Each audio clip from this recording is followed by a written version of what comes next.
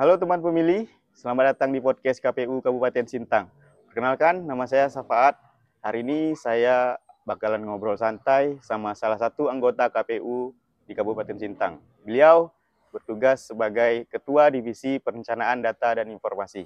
Langsung saja kita sambut Ibu Karsina. In every moment, my love will be tempted. We'll still be forever, always, every moment. Even in the face of greatest charm, my thoughts will be all yours, my motto one. And when the search comes at the end of the road, be it death, be it loneliness, I'll be your abode. I'd say of the love we once knew, that it's not immortal, but a flame. Ibu Karsina SPD, lahir di Sintang 15 Januari 1986. Beliau lulusan S1 Pendidikan Bahasa Inggris di Universitas Tanjung Pura Pontianak tahun 2015. Beliau saat ini menjabat sebagai anggota KPU Kabupaten Sintang periode 2023 hingga 2028 dan juga pernah menjadi anggota KPU Kabupaten Sintang untuk periode sebelumnya, yaitu pada tahun 2018 hingga 2023. Selamat pagi, Bu. Pagi Bang Gimana Faat. kabarnya nih? Alhamdulillah sehat-sehat. Sibuk ngapain ya nih, Bu? Kita kan baru saja menyelesaikan tahapan pemilu dan pilkada tahun 2024 dan alhamdulillah semuanya bisa berjalan dengan baik dan lancar. Dan hari ini masih ada beberapa tugas yang harus dilaksanakan pasca penyelenggaraan pemilu dan pilkada 2024. Nah, salah satunya khususnya untuk Divisi Perencanaan Data dan Informasi adalah kegiatan pemutakhiran data pemilih berkelanjutan yang dimana kegiatan itu tidak hanya dilaksanakan oleh KPU, juga melibatkan pihak-pihak terkait di Kabupaten Sintang. Boleh dijelaskan secara singkat, Bu, apa sih pemutakhiran data pemilih itu? Jadi Bang, pemutakhiran data pemilih berkelanjutan atau PDPB itu merupakan amanah dari Undang-Undang Nomor 7 Tahun 2017 tentang Pemilihan Umum pasal 14, 17 dan 20 huruf L, bahwasanya KPU berkewajiban untuk melakukan pemutakhiran data pemilih berkelanjutan pasca pelaksanaan pilkada dan pemilu. Nah, itu juga diturunkan kemudian dalam regulasi KPU khusus untuk tahun 2025 ini dalam Peraturan KPU nomor 1 tahun 2025. Secara lebih sederhana untuk memahami PDPB itu adalah kegiatan memperbaharui data pemilih.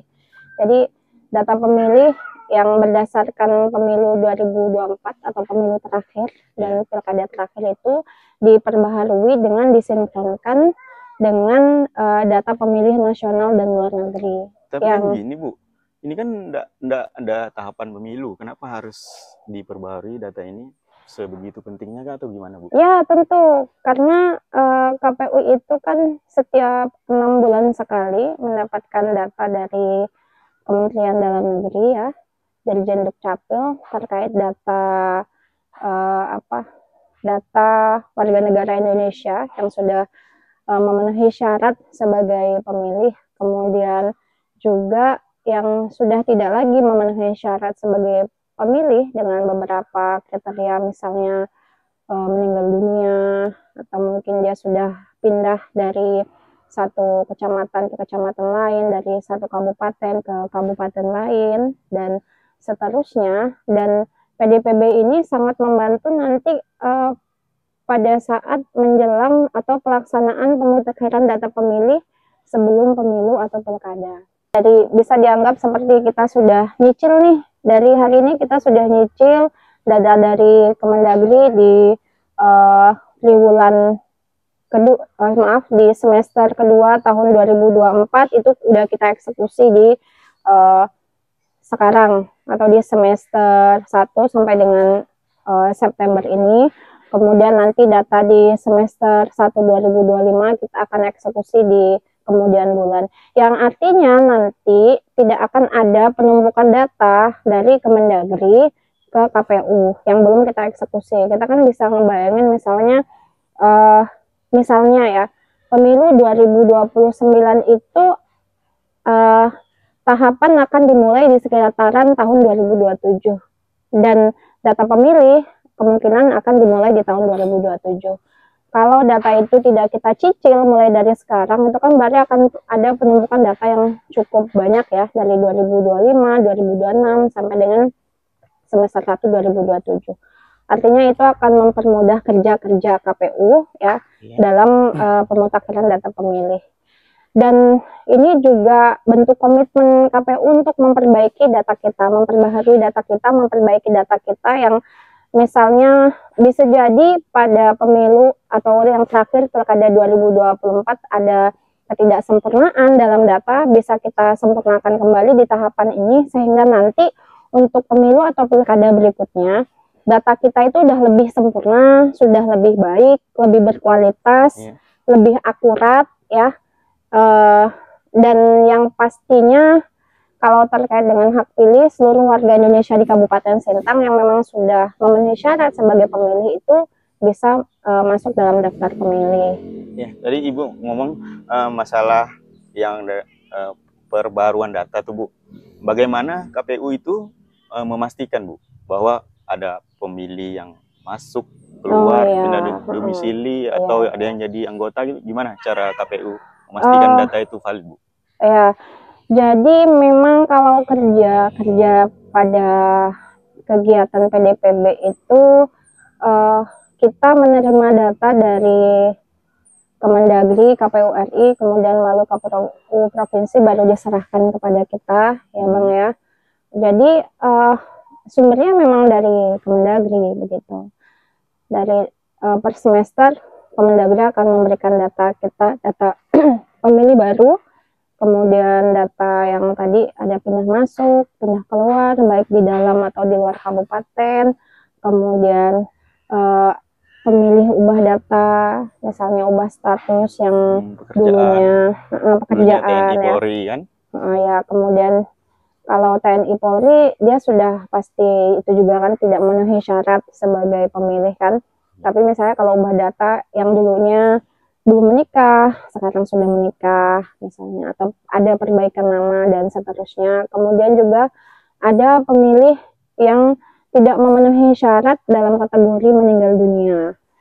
Jadi ya kalau bisa dibilang memang sumber data kita itu ya dari data nasional begitu, yang kemudian diterima KPU RI baru diserahkan kepada seluruh KPU kabupaten kota melalui KPU provinsi untuk dilakukan eksekusi data ya, dan kemudian baru dilakukan eksekusinya di aplikasi Sistem Informasi Data Pemilih atau SIDALI. Ya, berarti walaupun tidak tahapan, data ini tetap akan diperbaharui terus ya Bu? Oh pasti, karena PDPB itu seperti yang sudah saya sampaikan itu adalah amanah dari Undang-Undang 7 tahun 2017, pasal 14, 17, dan pasal 20 sama-sama di huruf L. Jadi ada keterlibatan instansi lain ya Bu, selain di Dukcapil atau gimana? Ya, kalau untuk kegiatan PDPB pada dasarnya kita KPU memang lembaga yang dalam melaksanakan tugas-tugasnya itu selalu melibatkan instansi terkait ya, terutama dari pemerintah kabupaten. Kita koordinasinya sudah pasti ke Kesbangpol, kemudian kita ke kalau Dinas Dukcapil sudah dipastikan juga karena sumber data Kemendagri itu dari Capil, kemudian ke TNI Polri juga, kemudian kami juga berkoordinasi dengan Pemdes ya, terkait dengan, karena memang kan kalau di Sintang ini ada 406 desa kelurahan ya. Kalau Pemdes itu memang menangani desa-desa di Kabupaten Sintang yang jumlahnya juga cukup banyak, yang artinya Pemdes ini memiliki akses secara langsung ke desa-desa yang bisa membantu kami untuk menyampaikan informasi terkait dengan PDPB ini kepada perangkat desa di desa-desa yang ada di Kabupaten Sintang. Itu salah satu terobosannya. Kemudian tentunya juga kami tetap berkoordinasi secara intens dengan kawan-kawan Bawaslu Kabupaten Sintang untuk menyelenggarakan PDPB ini. Kalau ini Bu, terkait dengan masyarakatnya, apa yang telah dilakukan KPU agar masyarakat tuh bisa tahu loh, ini kapan dia berhak memilih atau gimana sih caranya? Nah, kalau mereka tuh sudah terdaftar menjadi hak pilih itu gimana Bu?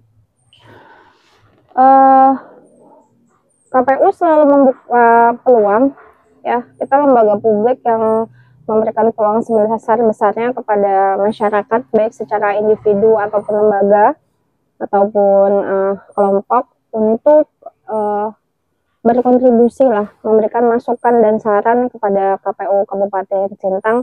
Kalau khususnya terhadap data pemilih, kita pastinya yang pertama, ya, kita sudah melakukan sosialisasi secara tidak langsung melalui media sosial yang kita miliki, ya.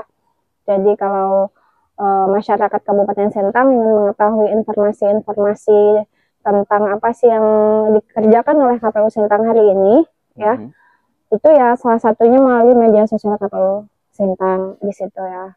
Kemudian dengan beberapa kali melakukan kegiatan sosialisasi bersama pemilih pemula, ya, secara langsung, ya, tatap muka, itu juga disampaikan terkait dengan kegiatan ini. Kemudian harapannya di kegiatan-kegiatan yang dimana melibatkan KPU, misalnya KPU diundang, kami hadir dan juga ikut menyampaikan ini. Bahwasanya kita ada tahapan pemutakhiran data pemilih berkelanjutan. Nah, bagi masyarakat yang ingin melakukan pengecekan apakah sudah terdaftar dalam daftar pemilih di KPU Sintang, bisa melakukan pengecekan secara mandiri di cek dptonline.kpu.go.id.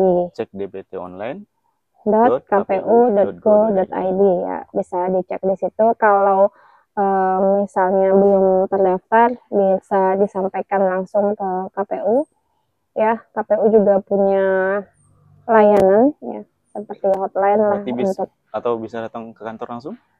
Datang ke kantor langsung boleh, ya. Kemudian menghubungi kontak atau misalnya lebih enak itu inbox ke media sosial KPU juga boleh, ya. Kalau misalnya belum terdaftar sebagai pemilih lah, disertakan dengan KTP atau KK-nya sebagai sumber datanya, begitu.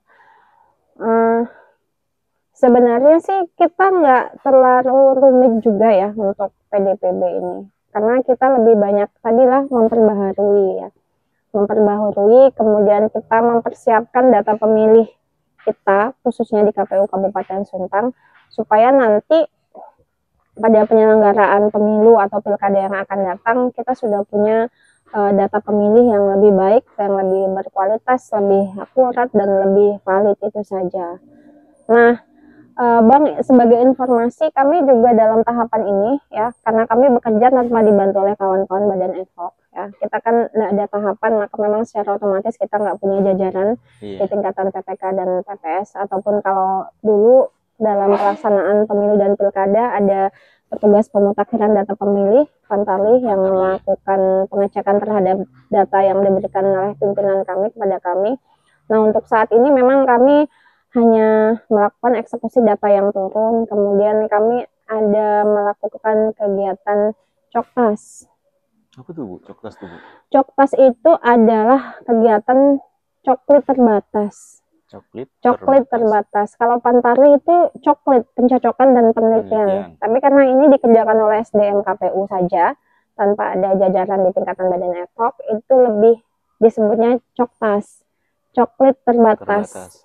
Jadi dari beberapa data pemilih yang ada itu, sebagai contoh misalnya untuk pemilih yang dinyatakan TMS tidak memenuhi syarat karena meninggal dunia, itu kami lakukan faktual di lapangan, datang ke kantor desa, ke lurah, kemudian langsung ke alamat rumahnya untuk memastikan apakah benar yang bersangkutan itu sudah meninggal dunia atau belum.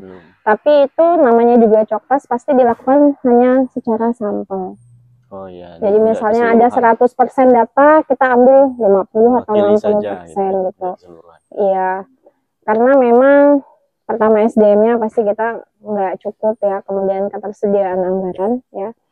Dan wilayahnya juga jauh mungkin. Wilayahnya ya, kita punya kondisi geografis, kita semua tahu lah ya kalau Sintang ini kondisi geografisnya sangat luas sekali ya, dari 14 kecamatan, 406 desa, itu kan banyak sekali ya, yang artinya butuh banyak energi, biaya untuk bisa melakukan eksekusi semua data tersebut ya.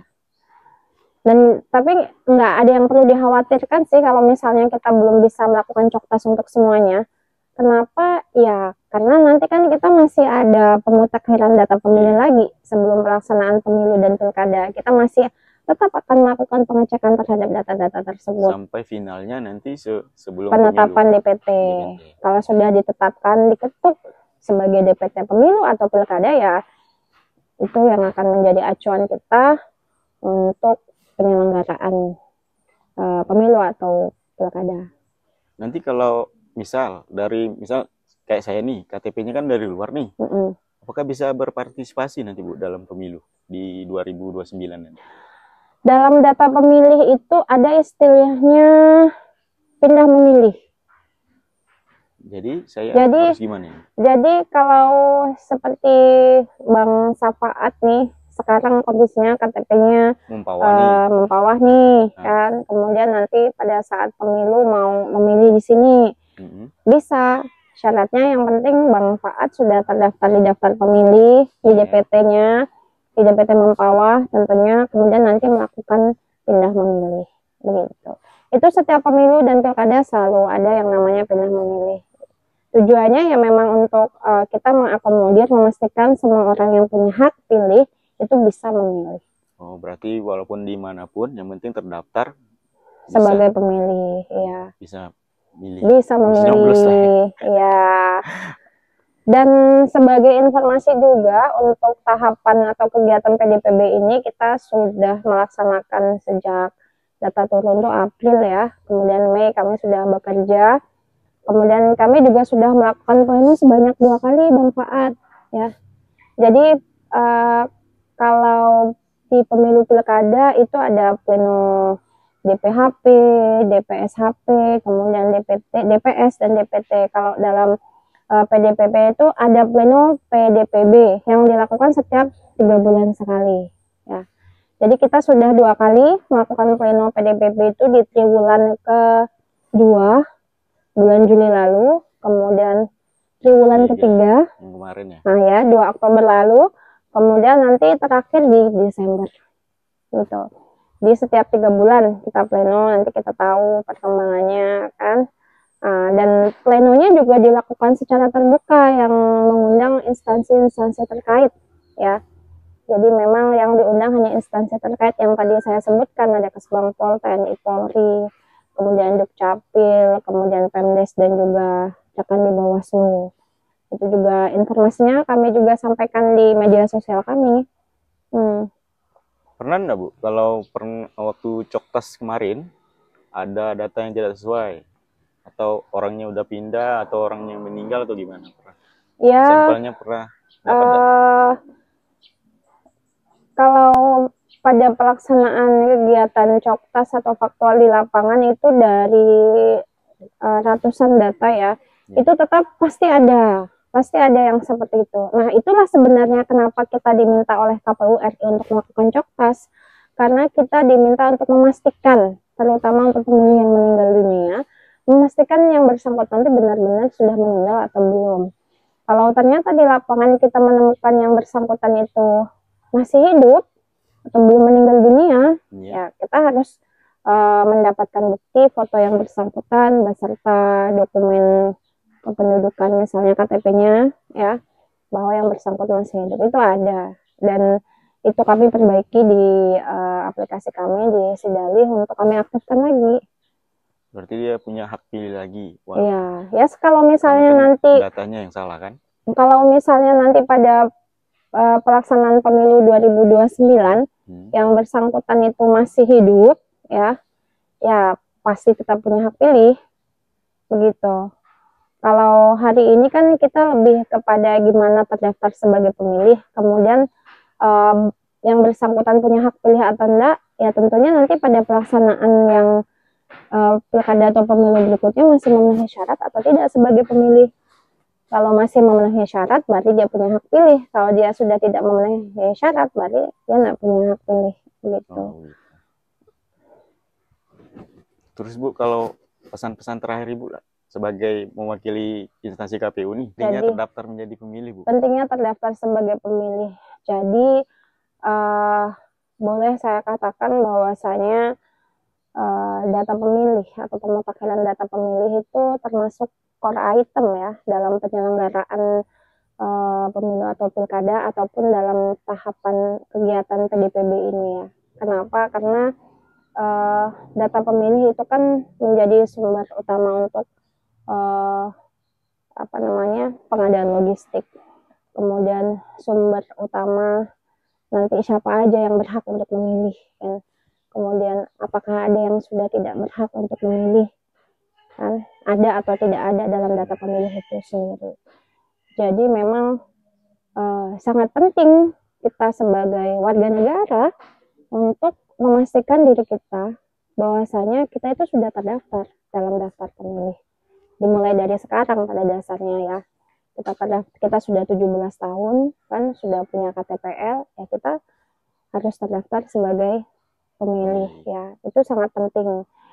Gimana caranya? Ya pada dasarnya kalau yang bersangkutan sudah melakukan rekam ektp di Dinas Dukcapil, kemudian maka data tersebut kan pasti akan masuk ke Kemendagri. Maka data itu akan diberikan kepada KPU kabupaten seperti mekanisme yang saya sampaikan. Maka orang itu seyogyanya pasti terdaftar. Tapi untuk memastikan apakah kita benar terdaftar atau enggak ya, kita ada aplikasi cek DPT online kpu.go.id ya, bisa dicek di situ juga. Kemudian kalau memang belum terdaftar, silahkan untuk menginformasikan kepada KPU ya. Jadi kami juga ada dalam PDPB ini ada formulir tanggapan dan masukan masyarakat ya, disampaikan kepada KPU. Kita zaman teknologi informasi nggak harus datang ke KPU, yang pasti via WA, via medsos bisa aja. Kita permudah aja ya, karena selama ada buktinya, ada KTP-nya, ada KK ya sudah, nanti kami lakukan pengecekan, ternyata benar ya harus masuk ya, harus masuk sebagai data pemilih. Kita harus terdaftar sebagai pemilih supaya kita punya hak pilih, kita bisa memilih ya, baik dalam pemilu ataupun pilkada, sehingga meminimalisir lah kemudian nanti kalau ada permasalahan di lapangan.